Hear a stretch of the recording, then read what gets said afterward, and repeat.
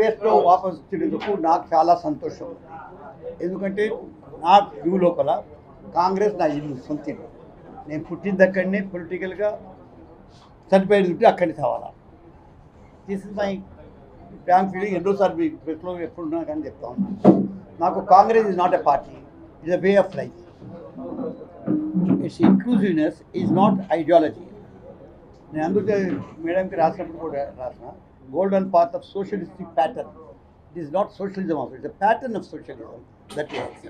అంటే ఇండియాకి ఏది కావాలి కాబట్టి అటువంటి రియలిస్టిక్ అప్రోచ్, మన సోషల్ అప్రోచ్ కాంగ్రెస్లో ఉంది. సో ఐ రియలీ ఫీల్ ఇవాళ ఈ ప్రభుత్వం వచ్చిన తర్వాత ఒక సంవత్సరానికి కొత్త ప్రభుత్వం రేవంత్ రెడ్డి గారు వచ్చింది, దాంతో కూడా ఒక డెమోక్రటిక్ ఎయిర్ మన ఊపిరి కలుపుతున్నాము అనేది ఈ అభిప్రాయం కూడా వచ్చింది.